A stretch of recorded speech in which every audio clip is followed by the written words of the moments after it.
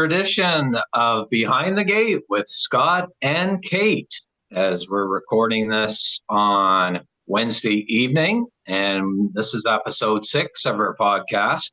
And we'd like to thank our brand new sponsor, MCK Truck and Train, and Blaine McKenna for all your horse transportation needs. And we're pleased to have with us tonight, we've been looking to get him on here for a while, and Marc Campbell, and just kind of go through his stats from last year. 203 wins, over $648,000 in career earnings. Marc, of course, an O'Brien Award winner of the Award of Horsemanship, and has won numerous awards in Atlantic Canada, including the reigning dash winning king at Red Shores. So I'll send it over to you, Caitlin, to introduce our special guest tonight. Yeah, I'm so excited to have you, Marc Campbell, on board, the king of harness racing. Your stats from last year were like tremendous. You had 203 wins. You had 105 seconds, 98 thirds, and over $600,000 earned, just under 776 starts in the year. So that's pretty awesome. Like, I'm excited to find out more of how your season went, how your stock was. Yeah, welcome aboard. It froze. We good? Kind of froze there for a second. Hey, thanks for having me, guys. Yeah, welcome to the podcast, Marc. We've been excited to have you, and this is our 6th episode. So, Caitlin, you want to kick things off, and we'll fire some questions at Marc here. Yeah, let's dive in and get to know you, Marc, and get to know more stats and more thoughts behind harness racing for you. So I noticed you took some time off after the Breeders' Crown and had a number of weeks where you didn't drive. With a busy schedule you've had, enjoying some time away and the time that you missed, did you miss racing, miss driving, just because, we know you as the king and you're always in the races and you're always there, but sometimes there's other things. I took all of January off completely. I just felt that after the couple years that we had, we built a farm, we did a lot of things in a short period of time, and we had a pretty hectic schedule all summer that I just needed a little bit of time away. We obviously still had a full barn. We had 11 babies. There was still lots of work to be doing, but I got to spend a little more time at the hockey rinks, and it was just needed a little regroup. Just kind of, and you know what? I'll be honest with you. People might hate on me a little bit, but I didn't miss it for a little while. I didn't miss it. I needed that break. I needed that regroup, just to kind of see where I was personally, emotionally, mentally, all that kind of thing. And my family needed me too. And I think it'll make us bounce back even stronger for 2024. 100%. Everyone's human. Everyone needs that time to, regroup, to, get their focus back of what they're aiming for, what they want to see, what they want to do. So, hey, all the power, take the time that you need. Your family comes first, and then, harness racing is there and will be there. So yeah, like I said, that. we still had a full barn. Most of our horses were pretty well being shut down at that time anyway. And I just thought it was a good move. I had a lot of people didn't believe me that I was going to do that, and we stuck by it, and I think it's going to be a good thing. Awesome.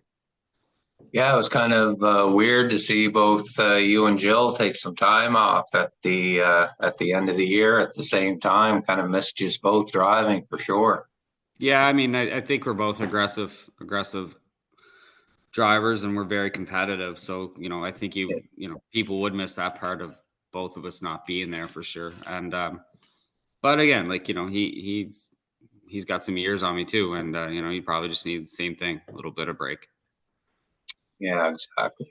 Now, after your break, of course, as most people know, you made a trip stateside And you did an interview with Standardbred Canada this past week, and just wanted, for those who never had the chance to see the article or hear some of your comments, Marc, just wanted to find out how that trip came about for you and Natasha, and how you felt about it, and just your experience overall. Yeah, just a couple of horses that we sold in the fall. James McCassie bought them with a partner who's from here, and it was all going to kind of align that the other partner from here that was going to be down there at the same time, and we joked about it a little bit, and then I said, let's go for it. I talked to James. I didn't want to be kind of going in there for a weekend and taking drives from his guys or whatever, and he said no problem, and he was all aboard, and the closer it got to actually happen, and the more excited he got, the more excited I got, Tash got, and everybody was kind of up for it. Don't know why, it really came about, but I just always felt that I wanted to try something like that. And, it opened a lot of doors, I think, maybe. And we got to meet some new people, and got to see some new sights. Yeah, I probably made some new friends down there as well. So it's probably a nice change of pace for you to get away and kind of enjoy things. I know there's a lot of pressure on you to perform down here in the Maritimes, with your success, and you carried that over very well at Saratoga. And tell us about some of the live drives you had, including some ex-Maritime horses. Yeah, I got a few ex-Maritime horses, and the guys, James and Andy Gardner and Brett, the old Red Rooster there, Daru, he had Soul Assassin. Great guys. Never met them before. I drove, and it was good. And you know what? We hung out the rest of the weekend with all those guys, and it was a good friendship that we started. And we had some, like I said, we had some power, and we had some decent draws, and we had a ton of fun. I mean, Yeah, I was pretty nervous coming in. It's 3 months since I drove. Literally been just jogging babies pretty well, and a couple of other horses at home. I was kind of out of shape. But it was fun. Awesome.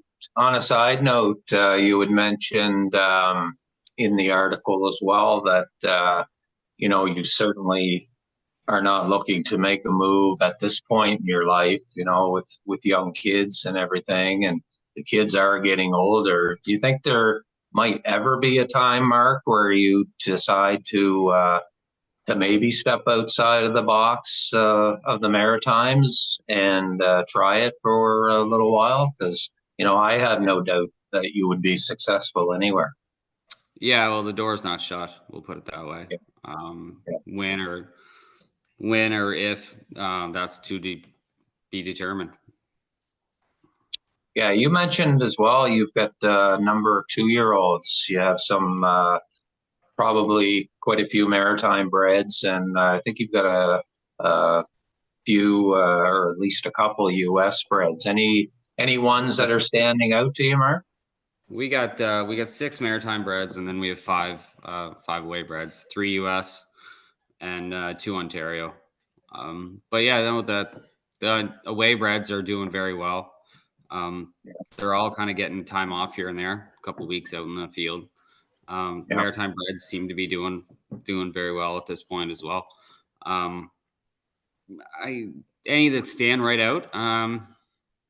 Yeah, there's a couple, but I'm gonna keep them kind of closer to. Yeah, we'll see if I'm right, but yeah, there is a few that we trained a few today that a couple really impressed me. So hopefully they keep continuing. Good stuff. Last year was a great year for you with another dash winning crown at Red Shores. Have you set your sights on any goals for 2024? I usually try to set some sort of goal so I can kind of be motivated for the year, but I haven't really set that yet. Every year I try to get over 200 wins, and we got 203 last year. I would like to be maybe a little more focused upon on winning more races this summer. Hopefully we can kind of get that done. But the big thing is to keep our own stable at top notch and our big horses for the big days. Make sure they're primed and ready to rock. And hopefully we have a little bit better year with our younger horses. Last couple of years we've had a few that standouts that kind of carried the flag, but there's been some pretty big disappointments too. So kind of changed a few things with our training schedules and our regiment, and I think we'll have a better year for sure.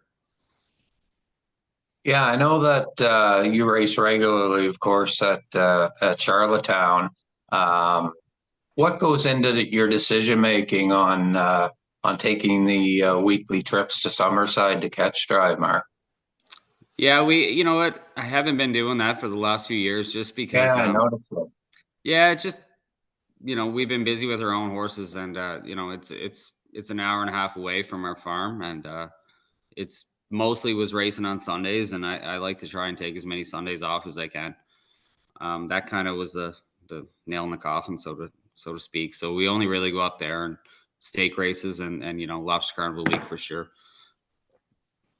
Awesome. Yeah, we mentioned off air about having Adam Murner on the podcast this past Monday night, and he had mentioned some of the people and drivers that he likes to compete against and have some fun at the same time. Are there any drivers that you kind of kid around with and have a good time on the racetrack, and then ones that you really are competitive with?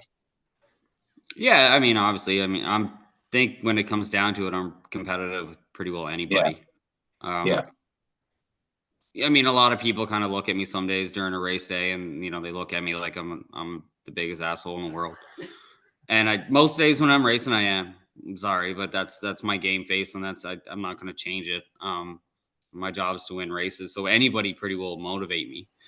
But I do there's the odd days like before or after the races, I'll have, Corey McPherson's really fun to torture. And Marner too. We have fun with those guys, and it's it kind of keeps things light. But when you line up behind the gate, and especially if you're going for a little bit more money or the bigger races, it's game time.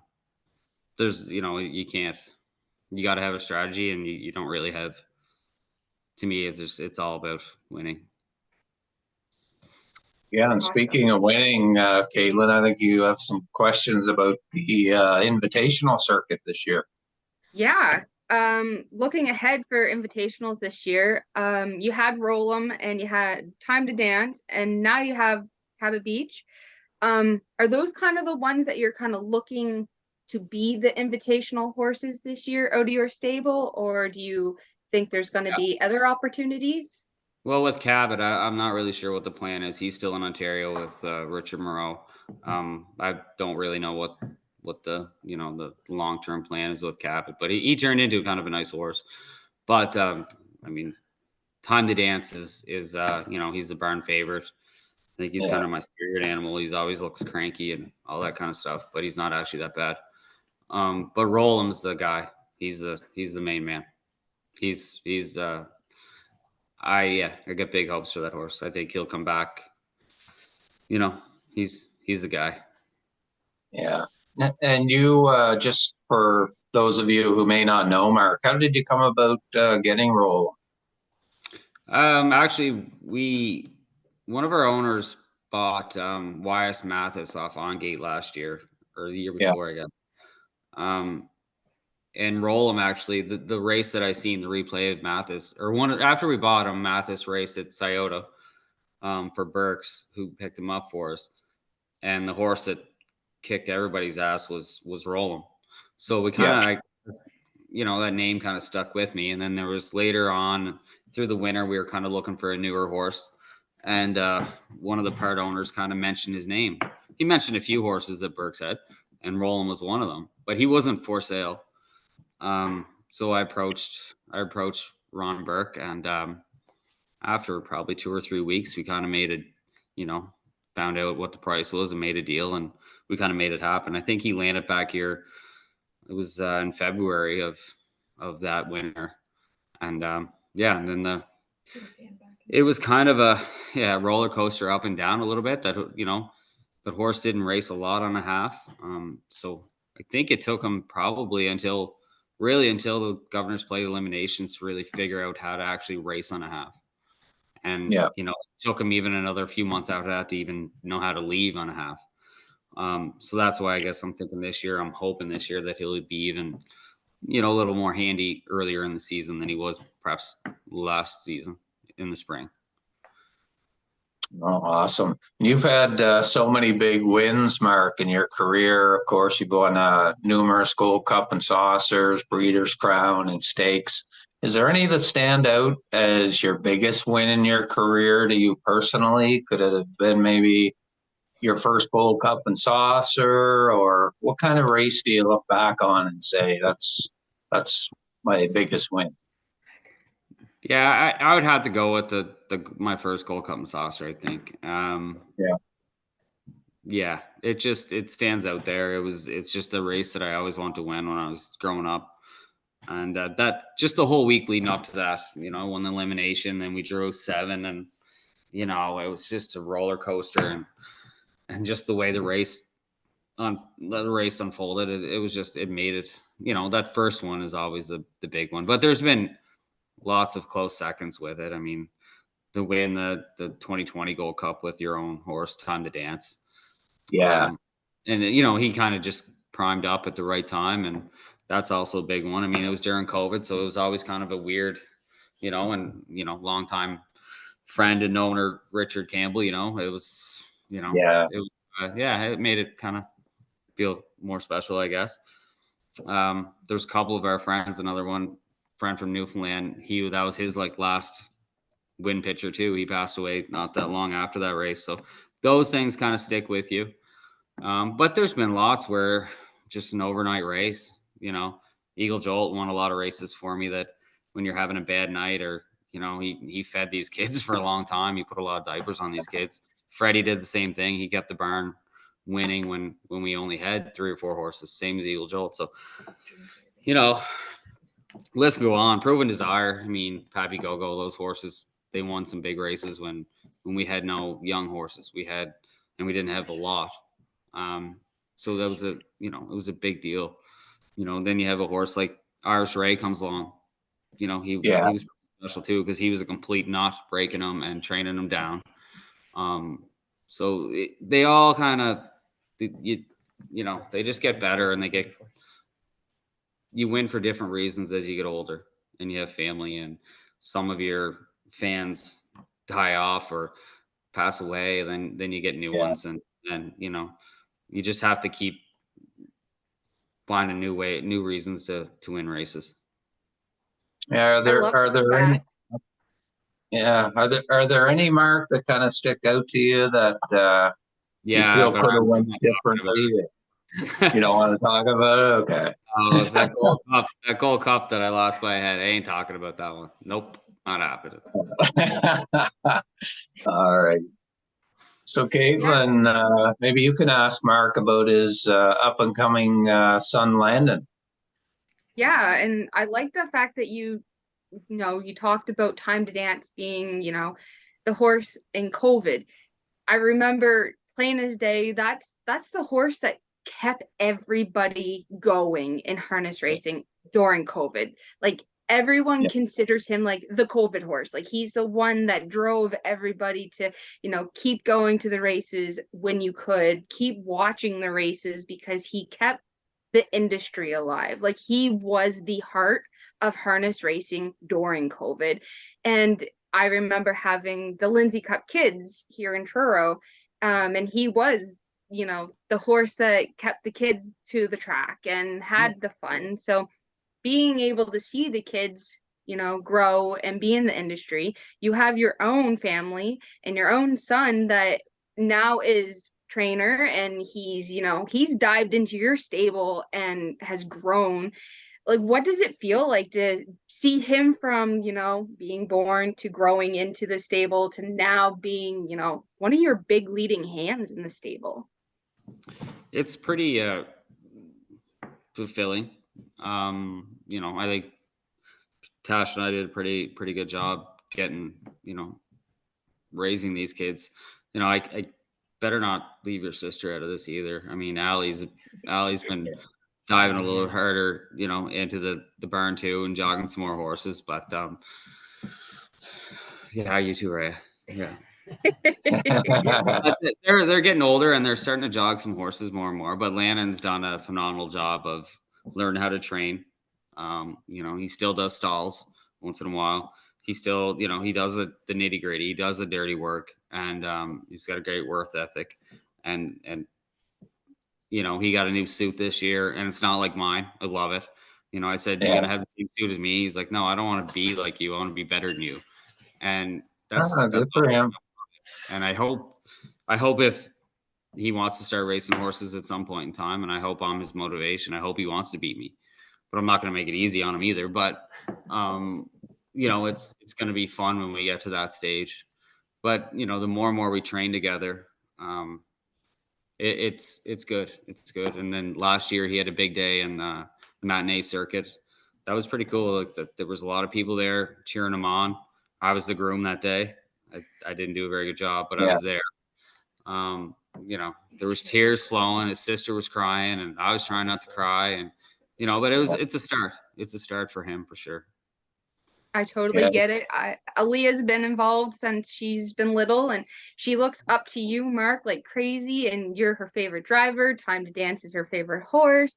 It's those little things that keep our industry alive and keep the youth involved and keep them growing. Because if we didn't have our youth, we're not going to have an industry eventually. So to see Landon get from where he was as, going and constantly see him out in the winner's circle to now out warming up to, in the matinee circuit, it's really a privilege to see that and see his growth. So that's awesome.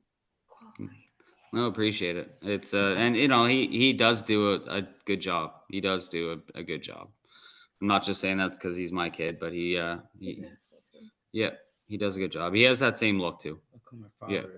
Yeah. It's fantastic what PEI does with their matinee program over there, Mark. And it does. I started in it way back in the day too, and it's kind of cool to see him graduate into it now. Yeah. So, do you see any young drivers that have come out of that program, Mark, that are overnight drivers now that we should kind of keep an eye on? That I think over the next little while. I think Brady Sweet. I think he had a good fall and a good winter. I seen him drive a few, like kind of on the fronts, whatever. But I mean, he drove some from off the pace too, and had a pretty good winter meet. Also, he's a good kid, nice guy to talk to, and he seems to take advice pretty good, and he doesn't seem to be too proud to take some advice from people either. Yeah, and part of your stable, Mark, is mares. You have had tremendous success over the years with some nice race mares out of your stable, like Dream Fair Zenfire and Philly 47 and Plain Jane. What have you got for the open mares this year, and what's the competition like? I know, week to week, it's hard to pick a winner in that class. Yeah, there's lots of competition. It's tough. It's a good race every week. Zenfire was, she was a queen here for 4 years. Did very well. She's gone off to the breeding shed. Plain Jane's, she's still around. When everything goes her right, she can be a player. When everything goes her way, like she needs to be kind of up closer to the front. We all know that. Yeah. But she's great gate speed. She raced good in Woodstock last year and in Truro, and those tracks never bothered her. She's nice, great, big, beautiful mare. But we did land a 4-year-old Huntsville mare this winter that we're kind of hoping that she might. Her name's Pasta Mama. We're kind of hoping that maybe she can take the torch away too. Young mare, good looking mare. She's at the farm now. She's getting a month off, and then she'll start back. Yeah, such a tough class. There's some really nice mares over there in Prince Edward Island for sure. Yeah, it's good. It's a good competitive race. It's a good race to bet on because every week it could be a different winner, and that's always good because it keeps the class full. Um, because they go for decent money, and then then when we go for those extra stake races and the late closers and the series is Governor's Plate week and Old Home week, it just adds a little bit more to the pot for sure. It's good. It's good. You want it to be competitive. You don't want same horse to run away every week. You need Yeah, you need a little competition. yeah, definitely. I was going to ask you, we had Paul Langell on the podcast recently, and of course he's got the horse Malignity, who's going to be four. Well, he's four now, but sounds like he's going to possibly give the invitational circuit a try. What do you think of that horse, Mark? I know you've raced him plenty over the last couple of years in his 2 and 3 year old campaign. He's a nice, big, strong, malicious horse. And, what are your thoughts on him advancing to the next stage in his career? Yeah, he's a nice horse. Like I said, like you said, we raced against him for the last couple of years. He's high speed. He's a very high speed horse. It's going to be a big step, I think, for him. Yeah. There's some major, and hopefully he does. I mean, it's good for the maritime breed, but that next step, especially a 4-year-old, 3 to 4-year-old coming in, and it's going to be with some decent horses there is here now, like these older horses, say like Roland and a few of the other ones. I don't know if Twinbee Tough Enough's coming back. I know he's come back to breed, but I don't know if he's going to race or not either. But they can leave 27-1 or 26, and then still come the last quarter in 27-1 or 26 on a half. Like that's where the next level is, and that's where same with the mares. You have to have horses that can leave, and you have to have the ones that can come first up and be tough and keep grinding it out. And those are the ones that are going to win the bigger races. But hopefully he does. Nothing against the horse at all, but it's definitely a bigger step than probably it would have been even 2 years ago, 3 years ago. We got some other horses in here now the last couple of years. B2B was here last summer, and these horses are legit. Like they're horses, and when they come to play, like everybody's playing. Yeah, is there any new ones that you know of, Mark, that we might see around this coming summer? You know what? I have no idea. Like we're out here on the farm, I'm in the woods. I don't know anything that's going on here. Cool. We just kind of mind our own business, and I keep. I've been into town once with a load of 3-year-olds, but it was later in the afternoon. I didn't even get to talk to anybody. Harold Shepard was out there. We talked for a bit, but I don't know what's going on. I just hope to have my guys ready to rock. Yeah, and I guess not too far away from qualifiers in May, or about 5 weeks away, Adam was saying. So we have 5 weeks away. We should have a couple 3-year-olds ready, like maidens and non-winners of 2 and 3, a few of them. Racehorse wise, we're a little bit behind, probably than that, probably mid-May. For some mares and roll them and time to dance. New legacies here too. So it'll probably be mid-May, close to that, maybe a little bit earlier than that before they're ready to go. Excellent. Yeah, Freddie. I guess Freddie's going to come out of retirement. They're telling me here, so I don't know. We'll see if Freddie's. Oh, is that right? Yeah, I don't know. We'll see. He looked pretty good yesterday, buddy. We'll see if I let him. That. Yeah. Well, you never know. He might get to 100 wins, that horse. Yeah, I think he's what? I think he's got 83. I think Landon wants to get 85, and then. Oh, okay. Yeah. Good stuff. Yeah. Landon. Yeah. Well, we really, really appreciate you, Mark, coming on. We've been hoping to get you, and especially after your trip down stateside, and we enjoy watching you week to week over in Red Shores.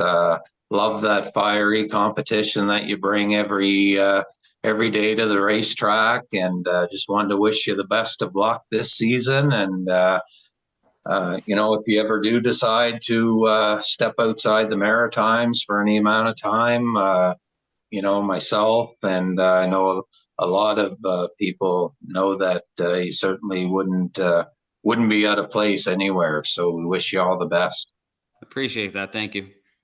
Yeah. Thanks for having me on, guys. Appreciate it. Oh, no problem. So again, this is episode 6 of Behind the Gate with Scott and Kate, sponsored by MCK Truck and Train for all your horse transportation needs. And again, we thank our special guest tonight, Marc Campbell. And for myself, Scott Waddell, and my co-host, Caitlin Wesley, this is episode 6 in the books, and we'll be back next week with, I know one for sure, Corey McPherson and Redmond Doucette, I think, are on tap for next week. So we'll see you then.